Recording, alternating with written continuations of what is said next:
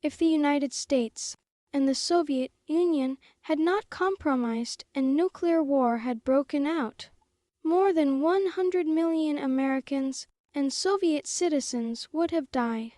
Hey guys, it's Tris today. We're delving into a pivotal moment in history, the Cuban Missile Crisis, an incident that brought the world to the brink of nuclear war. We're going to dissect this tense standoff between the United States and the Soviet Union, which came alarmingly close to erupting into nuclear conflict.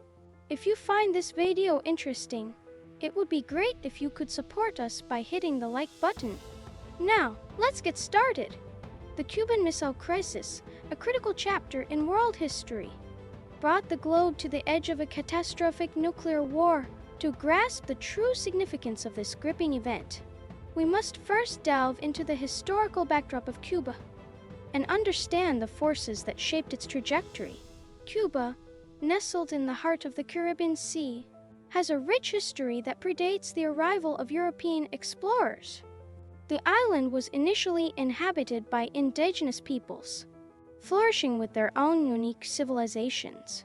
However, with the dawn of the Age of Discovery in the 15th century, Europe embarked on a new era of exploration, sending intrepid sailors across the seas in search of uncharted territories.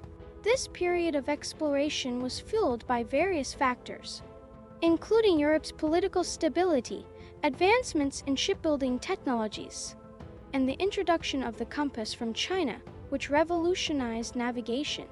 The Europeans saw their voyages as more than just explorations. They viewed them as a divine mission to spread their Christian faith across the world. With a sense of religious zeal, the Spanish, in particular, set their sights on Cuba. Spain, a Christian nation, believed it was their duty to convert non-Christians into followers of their faith. To achieve this, Spanish missionaries arrived in Cuba, facing the challenge of communicating with the native inhabitants who spoke a different language. These missionaries employed creative approaches, such as using music and compiling dictionaries based on local alphabets, to bridge the linguistic gap and deliver their religious message. Despite their intentions, some of which included spreading Christianity, not all Spaniards were solely dedicated to this religious mission. Some were driven by greed and exploitation, seeking to conquer the land and enslave the indigenous population for personal gain. The discovery of abundant resources, gold and silver mines in the New World, presented lucrative opportunities for these opportunistic individuals. Natives who resisted were met with merciless massacres, further diminishing their population. As Spain prospered economically from exploiting the New World's resources, their focus on evangelizing gradually waned. With newfound wealth, the number of sincere proselytizers dwindled, and the desire for material gains overshadowed their religious mission. The once serious pursuit of spreading Christianity became a mere footnote in the broader narrative of colonial expansion and exploitation. The oppressive rule of the Spanish gradually sparked discontent among the indigenous people and the African slaves brought to the New World. This discontent simmered beneath the surface, leading to uprisings against the local ruling class. By the 18th century, several centuries after the first Spanish ships reached the Americas, a new generation of individuals born in the New World began questioning their allegiance to Spain. They felt more connected to their local roots than to a distant European nation, further driving the momentum for independence movements in the new continent. In this context, two key events in history paved the way for the rise of independence movements in Cuba and other parts of the new continent: the American Revolution and Napoleon's conquest of Spain. The successful American Revolution, which led to the independence of the United States, served as an inspiration for other nations seeking liberation. As the spirit of independence spread, the desire for freedom intensified among the people of Cuba. Additionally, the weakening of Spanish power due to Napoleon's conquests opened a window of opportunity for independence movements to take root. Various regions of the new continent started pushing for autonomy and self-determination. Bolstered by the success of the American Revolution and emboldened by Spain's waning control, the United States, having gone through its own revolutionary struggle, supported the independence movements across the new continent, including Cuba. The United States believed that fostering independence in these countries would enable them to expand their influence southward. Thus, the United States declared war on Spain, and the Spanish-American War ensued, leading to Cuba's eventual independence.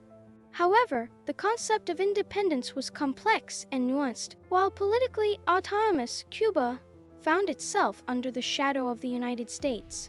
The Cuban Constitution, although providing a sense of self-governance, also included clauses allowing the establishment of United States military bases on Cuban soil and granting the United States influence over Cuba's foreign policy.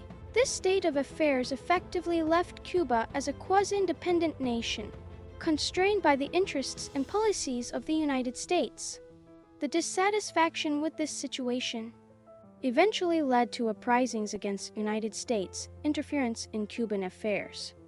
The United States, facing a deteriorating domestic economy during the Great Depression, could no longer afford to suppress these revolts with force. As a result, the United States adopted a more conciliatory approach, agreeing to end its control over Cuba and allowing the nation to attain full political independence. Nonetheless, true independence proved elusive for Cuba, as economic dominance by United States companies persisted. Fidel Castro, a charismatic lawyer, emerged as a key figure in Cuban politics, leading a revolution against the corrupt regime of President Batista, who maintained close ties with the United States. After years of struggle, Castro's rebellion succeeded, and he assumed leadership of Cuba, determined to free his nation from United States economic dominance. Castro's first move was to nationalize American-owned assets, aiming to break free from the grip of United States control. In response, the United States imposed economic sanctions on Cuba, further escalating tensions between the two nations. The situation took a more precarious turn when the Soviet Union stepped in to offer economic support to Cuba, leading to the construction of a nuclear missile base on the island. The revelation of the missile bases in Cuba sent shockwaves through the world as the United States perceived this move as a direct threat to its security. President Kennedy, cognizant of the devastating consequences of nuclear conflict, approached the crisis with caution. He chose to impose a naval blockade around Cuba, a decisive move aimed at preventing the delivery of further missiles to the island.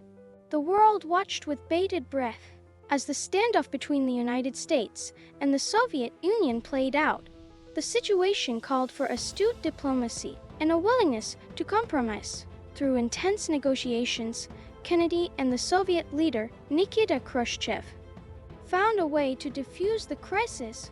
The Soviet Union agreed to remove the missiles from Cuba in exchange for the United States, committing to remove its missile bases in Turkey, which posed a threat to the Soviet Union. The Cuban Missile Crisis finally ended, averting nuclear war by a hair's breadth. It was a defining moment in history, a testament to the power of diplomacy and the dire consequences of political brinkmanship. The crisis underscored the need for communication and understanding between nations, as well as the importance of finding peaceful resolutions to global conflicts. In the aftermath of the Cuban Missile Crisis, Cuba continued to face numerous challenges. Its alliance with the Soviet Union placed it in the midst of the Cold War's geopolitical struggles. The United States maintained its economic embargo on Cuba, further isolating the nation from the international community. While Cuba made significant strides in areas like healthcare and education under Castro's leadership, its political landscape remained contentious, and relations with the United States remained strained. As we reflect on this historic event, let us remember that the pursuit of lasting peace and understanding among nations is a responsibility that transcends borders and ideologies. The Cuban Missile Crisis continues to resonate in our collective memory as a pivotal moment in history, underscoring the importance of striving for a world free from the specter of nuclear conflict. In conclusion, let's summarize the key takeaways from the Cuban Missile Crisis. It stands as a testament to the complexities of international relations and the imperatives of responsible leadership. We saw how individual decisions and actions can shape the course of history, and the importance of diplomacy in resolving conflicts. And there you have it, the gripping tale of the Cuban Missile Crisis. It serves as a stark reminder of how seemingly small events can have profound global implications. The Cuban Missile Crisis tested the world's leaders, but it also demonstrated that even in the face of unimaginable tension, it's possible to find a path to peace through diplomacy and negotiation. Thank you for watching. Don't forget to like, comment, and subscribe for more insightful content. Take care and see you in the next video. Goodbye.